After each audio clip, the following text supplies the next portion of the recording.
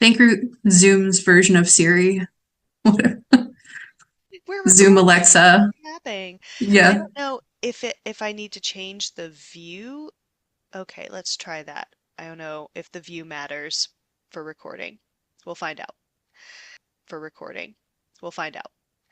So hi, Storyteller Jenna. How are you? I'm good. How are you? Good. Thank you for joining me, and thank you for signing on to DM for Questions Gaming and for Grim Wizard Coffee. That's fine. Um, I'm happy to be here. I just came from running a game. No lie. I was like, That's be there in awesome. a minute. I'm rolling some dice. Yeah, So you were just running a game. Was it a Mage the Ascension game? it was. Yes. So with Mage the podcast, I'm part of that. And I was like, I will run my two pre-made adventures that I have, one published and two that is going to be published this year on the Storyteller's Vault. And just as an experience. And a lot of times I am dealing with people who are literally paying my friends, I know a lot of them, my friends money, and they've never gotten to play the game in a tabletop role playing setting. Some of them have done play by post or like a mud or whatever, but like not just like sit down and play the actual game with dice. And so, um, So tell me a little bit more. So for our viewers who might mhm. not know much about Mage the podcast or Mage the Ascension, let's start with the game because certainly that wouldn't be me. But hypothetically, if it were, like, what Mhm. if I knew nothing about the game, what would you tell me? 100%. So we always start at the beginning of the World of Darkness. Have you heard of vampire or werewolf? Those are the bigger game fights. After that, what World of Darkness did was, instead of being like D&D where it's all D&D and then you can play in different worlds or different areas, they split it up into terms of it's all World of Darkness and you pick your supernatural type. So the two most popular are vampire and werewolf, and then the next is mage, and then the least popular but have a cult following are wraith, which is ghosts, and mummy. So the best thing about the storytelling system with World of Darkness, which is originally White Wolf, now for America was Onyx Path Publishing, is that you make up your own magic. It is all improvisational magic. You have a set of knowledge so you can know how big or small you can go, but there's no preset spells. So there are books in the line that tell you, they give suggestions, how many knowledge dots do you need for fireball, and they'll let that know, but there's no spell slots or whatever mana points. I'm saying the word dots a lot because literally the character sheet has no numbers on it. It's little dots showcasing your level 1 through 5. So 1 is you're okay at it, you're a newbie, whatever. 5 is you're a master. Or I'm trying to get it going. Like, I don't know if it's exactly Mean Girls like fetch just yet, but it's kind of caught on. I'm at least saying a lot in the Mage podcast community, dots and dice. So it's usually it's 1 dot equals 1d10. So if you have that friend Okay. who has the analysis paralysis, or maybe looks at more classic character sheets with a lot of numbers on them and it's not that great, or maybe you have a lot of friends that are um like a little bit more creative and they don't want to keep looking up stuff all the time, and this is their time to relax or have a beer or whatever. They can just look at the sheet and just be like, 5 dots plus 3 dots to perceive, perception plus alertness. I want to look around, I want to snoop or whatever, like a rogue. 8 dice, done. And then the variation is like the storyteller sets the difficulty. So the reading of the dice gets a little bit different. But that's basically the gist of it. So you are playing in a world, we want to think of like angel Buffy, Supernatural, Charmed. We're playing in a modern setting, and so it's easy to jump into because it's the real world, but vampires are real. But the big Right. capitalist corporation really, is maybe talking to Cthulhu, like that kind of thing. So Real life, basically. Um, real life, yeah. uh, I have played Vampire, and I think that that is, like you said, it's the most popular one, and Hmm. it's one that I think a lot of people at least have some kind of frame of reference for. So you mentioned like making up your own spells, and you started to talk a little bit about like this mage world, but like, yeah, what sets mage apart from vampire and werewolf and those other scary So types? yeah, so mages are humans. They have the least amount of health points of everyone else, but they can also do more powerful things right away. They have a little less limitation in terms of like the faction you join or get sired from in Vampire is like um, that's the special power list that you have, and you have to like thematically get, Okay, you can mix and match. I guess schools For of magic in D&D. exactly versus like mage, your faction that you can join, and there's even one called Hollow One where you're like not part of anything. You can be like an independent, basically. Um, the factions really only give you a benefit in a certain type of knowledge. So, like life knowledge or mind knowledge. So, if you wanted to join that faction, but you had like a different idea about how it works, you're not limited to this meta plot kind of crushing your character idea. It lets you jump around, and you could be like this techno magic kung fu monk or whatever. And it's just a matter of putting together the pieces, or like you want to be kind of like an herbalist, like an old school kind of like Wicca thing, but maybe you are more into like the Wheel of Fate. So it's just it's taking the idea and really just kind of merging it all together. So that's where Mage breaks from the other systems where it's very limited by faction. They're very powerful factions, but they're the Bruja are only into like strength and beat 'em ups. They're kind of like the barbarians. It's easy to look at Sure. Vampire and be like, maybe explain different factions via D&D class.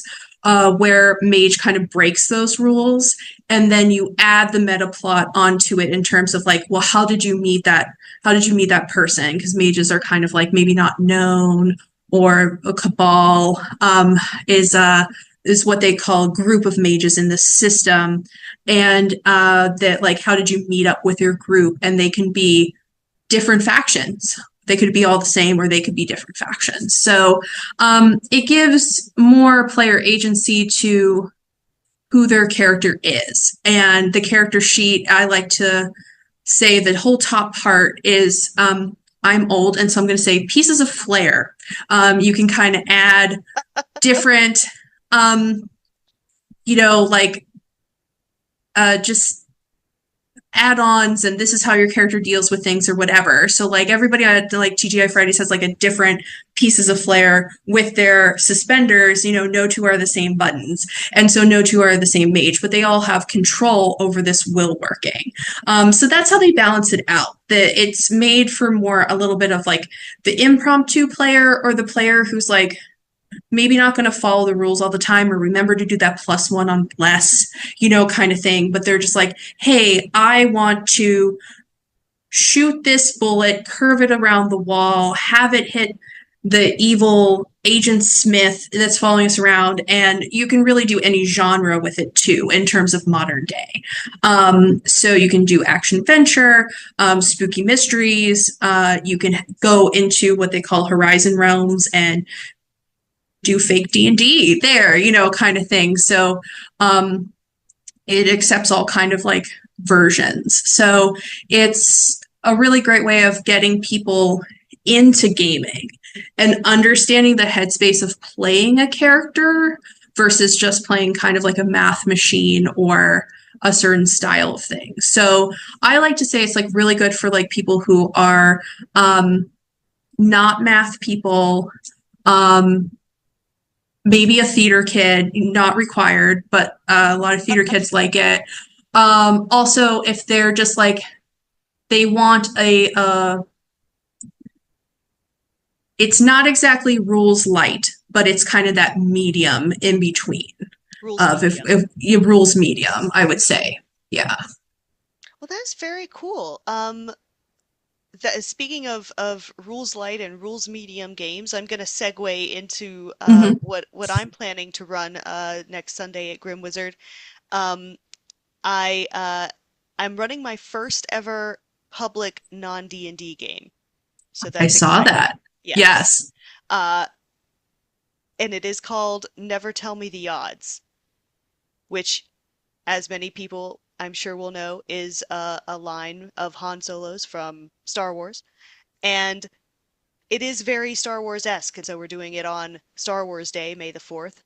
Mm-hmm. And I have Be a with very you. fun, yes, May the 4th be with you. And Did I rough, have a yeah.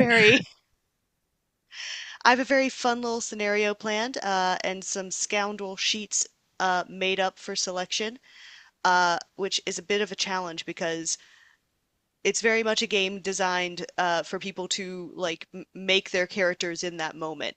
But that feels like too much pressure to put on a group that's just showing up to play a game. So I will have the pre-mates ready to go to choose from. So um, and how about you? Do you have pre-mates ready to go for So when I you have come, or it. I do. I have the pre-mades for like the nitty gritty stuff, gotcha? and I have the magic knowledges kind of listed, like just to give them like a hint of what this character can do. Like this is the healer mage, this is the mad scientist, this is the adventurer, that kind of thing. I always say like if they really didn't understand something, we can move some dots around. But I leave the top blank because White Wolf has a thing where they like to put nature, demeanor, what your magic looks like with like different focuses and stuff. And so I leave that blank for people to kind of fill in. Like, like maybe I'm a conniver, but I'm nice on the outside and I like to use runes or something. Or I usually set up games that I say you don't all have to be best friends, but I say you're at least casual coworkers. You're trying to figure out this mystery together, and that makes it easier. And I'm just kind of like, you can kind of be whoever. We always start with like a little 5-minute pause, and then we go from there. And one of the things I do is I integrate into each game for new players and new GMs when I write my books, is that they have to describe how they uh, get to the location they need to be. Or they have to describe what they were doing on the space base before the mission came through. And that way they can kind of showcase to their characters that I'm the nerdy one, or I'm the one who's like reading tea leaves or whatever.